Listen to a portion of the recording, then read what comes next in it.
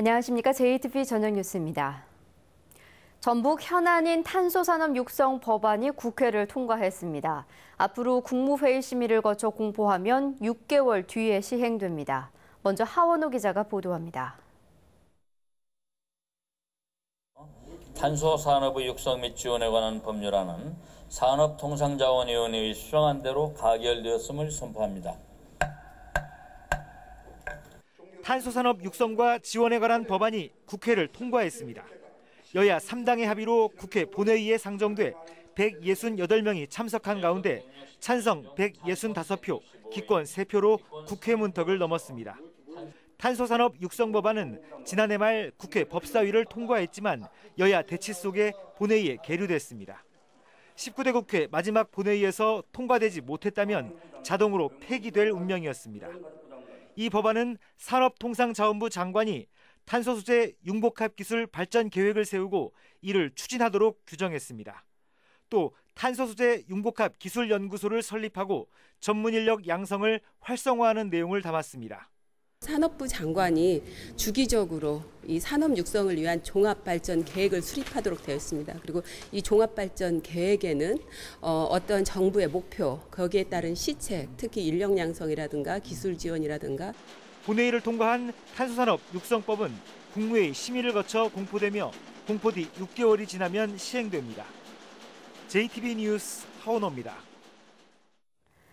탄소산업 육성법의 국회 통과는 큰 의미를 갖습니다. 그동안 전라북도가 힘겹게 이끌어온 탄소산업을 국가 차원에서 추진할 수 있는 제도적 장치가 마련돼 탄소산업 발전을 기대할 수 있게 됐습니다. 이어서 송창용 기자입니다. 전라북도는 지난 2011년부터 5년 동안 탄소 관련 기술을 개발하는 탄소밸리 구축 사업을 했습니다. 정부로부터 1,000억 원의 사업비를 지원받기로 했지만 실제 투자된 금액은 크게 못 미쳤습니다. 지난해부턴 탄소밸리의 후속 사업으로 5천억 원 규모의 메가탄소밸리 구축 사업을 추진했지만 정부 지원을 이끌어내지 못했습니다. 결국 탄소산업 주도권 경쟁을 펼치던 경상북도와 손잡고 예비 타당성 조사를 신청했습니다. 하지만 탄소산업 육성법 제정으로 전라북도가 힘겹게 이끌어온 탄소산업을 국가 차원에서 추진할 수 있는 제도적 장치가 마련됐습니다. 산업통상자원부 장관이 탄소 소재 융복합 기술 발전 계획을 세우고 추진해야 하기 때문에 정부의 탄소산업 육성 속도가 빨라질 것으로 보입니다. 또 정부가 탄소산업 지원 시책을 마련하고 비용을 지원하는 규정이 포함됐기 때문에 효성과 GS칼텍스 등 민간 기업의 투자가 활발해질 것으로 기대됩니다. 앞으로 탄소를 우리나라 국가의 5대 주력 산업으로 지금 하려는 움직임이 있고 그렇기 때문에 전반적으로 굉장히 긍정적인 효과가 있을 거라고 저는 봅니다. 탄소산업 육성법이 제정됨에 따라 법에서 정한 탄소 소재 융복합 기술연구소의 유치와 전주 한국탄소융합기술원의 정보기관 승격 등이 과제로 남게 됐습니다. JTBC 뉴스 송창용입니다. 당초 통과가 불투명했던 탄소 법안이 통과된 데는 20대 총선에서 만들어진 전북의 3당 체제가 도움이 된 것으로 보입니다. 여야가 경쟁적으로 나서면서 법안 통과에 물꼬가 터졌다는 분석입니다. 권대성 기자의 보도입니다. 당초 탄소산업 육성법은 19대 국회 통과가 어려울 것으로 예상됐습니다. 새누리당이 쟁점 법안과 연계 처리를 주장해 자칫 자동 폐기될 수도 있었습니다. 하지만 20대 총선에서 3당 체제의 등장으로 각 정당이 적극성을 보이기 시작했습니다. 더불어민주당은 당 지도부가 나서 법안 통과를 적극적으로 밀어붙였습니다. 뒤늦게나마 통과될 수 있었던 것은 새로운 더불어민주당 지도부의 끈질긴 노력이 그 성과에 이르게 됐다라고 하는 것을 분명하게 좀 말씀을 드립니다. 20년 만에 전북에서 당선자를 낸 새누리당은 소극적이었던 입장을 바꿔 법안 통과에 긍정적으로 돌아섰습니다. 탄소법을 상정할 거냐 안 할 거냐 하는 문제를 계속 갖고 있다가 어쨌든 여당 통로가 생겨서 이제 이러한 일들이 이번 총선에서 전북의 일당으로 떠오른 국민의당도 전북에서 주도권을 이어가기 위해 탄소법안 통과에 공을 들였습니다. 어차피 상임위 법사위까지 통과된 마당이기 때문에 이번 단계에서 최선을 다하겠다는 말씀 드리겠습니다.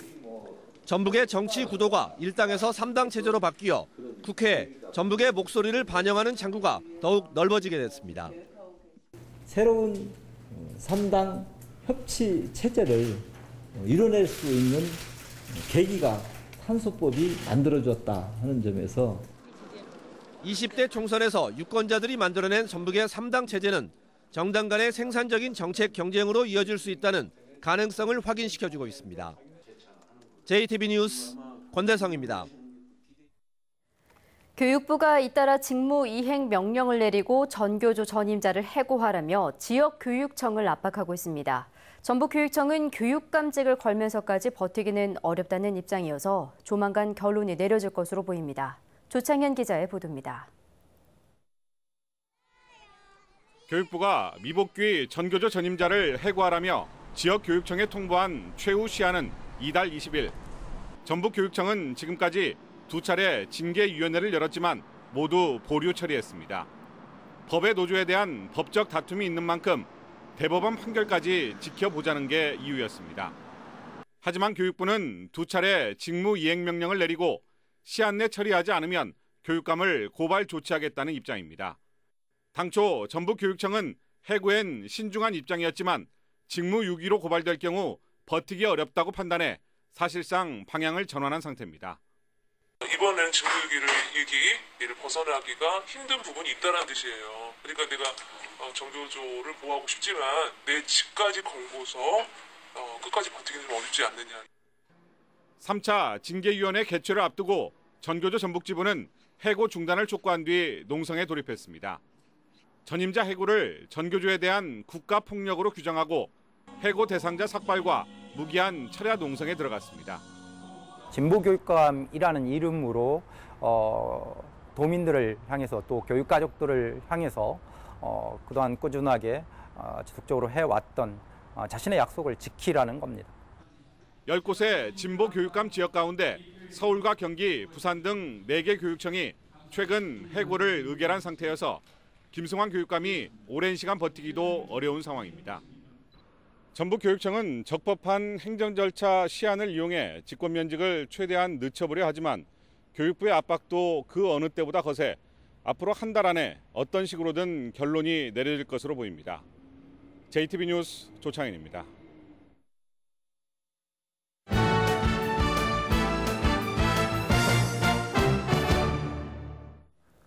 전북 현대가 다음 주 홈에서 호주 멜버른과 아시아 챔피언스리그 8강 진출을 놓고 마지막 경기를 갖습니다.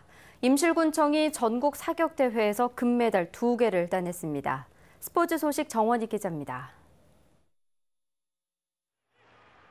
전북 현대는 아시아 챔피언스 리그 16강 원정 1차전에서 멜버른과 1대1로 비겼습니다. 8강 진출에 유리한 고지를 차지한 전북은 다음 주 홈에서 2차전 마지막 경기를 갖습니다. 원정 경기에서 득점하며 무승부를 기록한 만큼 0대0으로 비기기만 해도 8강에 오릅니다. 아무래도 홈에서 좀 더 유리하게 경기를 할 수 있는 게 좀 더 편해지지 않았나. 그러면서 또 자신감을 더 갖고 홈에서는 확실히 제압해서. 임실군청 사격팀이 제15회 미추홀기 전국 사격대회에서 금메달 2개를 따냈습니다. 임실군은 여자 일반부 단체전에서 우승하고 공기권총 10m 개인전에서는 박정희가 1위에 올라 2관왕을 차지했습니다. 올림픽이나 아시안게임 이렇게 큰 시합이 많이 있어서 그것을 목표로 열심히 훈련하고 있습니다. 전북체육회 궁도팀이 제30회 시도대항 궁도대회 단체전에서 우승했습니다. 전북체육회는 지난달 전국대회에서 단체 3위에 오른 데 이어 이번 대회 우승으로 상위권 전력을 갖췄다는 평가입니다. 제27회 전국 세팍타크로 선수권 대회가 이번 주말 순창에서 막을 올립니다. 닷새 동안 이어지는 이번 대회에는 모두 500여 명의 선수들이 출전해 실력을 겨룹니다. JTB 뉴스 정원익입니다. 때이른 더위가 기승을 부리면서 비브리오 폐혈증이 발생할 가능성이 높아지고 있습니다. 전라북도는 바닷물 온도가 18도 이상 오르는 5월 말부터 비브리오 폐혈증 환자가 발생한다며 어패류를 날것으로 먹거나 피부에 상처가 있을 때 바다에 들어가지 말 것을 당부했습니다. 지난 2011년부터 지난해까지 5년 동안 전북에서는 17명의 비브리오 폐혈증 환자가 발생했고 이 가운데 7명이 숨졌습니다. 지난 총선을 앞두고 익산 지역 주재 기자에게 여행 경비를 준 혐의로 구속 기소된 이한수 전 익산시장이 첫 공판에서 공소 사실을 부인했습니다. 전주지법 군산지원에서 열린 공판에서 이 씨는 베트남 사업가를 통해 여행 경비를 건넨 것은 사실이지만 이들이 출국하기 전에 되돌려받았고 선거와는 관련이 없다고 주장했습니다. 하지만 해당 기자들은 돈을 돌려준 사실이 없다며 검찰의 공소 사실을 인정했습니다. 이 씨는 지난 2월 익산 지역 주재기자 2명에게 $500를 건넨 혐의로 기자들과 함께 구속 기소됐습니다. 전북은 오늘 완주 31.2도, 정읍 30.3도, 전주 29.1도 등 더위가 이어졌습니다. 내일은 맑겠습니다. 새벽에는 서해안을 중심으로 안개가 끼는 곳이 많겠습니다. 아침 최저 기온은 10도에서 14도, 낮 최고 기온은 29도에서 31도로 일교차가 크게 벌어지겠습니다. 주말인 모레도 맑은 날씨 속에 낮 기온이 대부분 30도를 웃돌 것으로 보입니다. 전주기상지청은 당분간 대기가 점차 건조해지겠다며 산불 등 화재에 주의를 당부했습니다. 이상으로 JTBC 저녁 뉴스를 마칩니다. 함께해 주신 여러분 고맙습니다.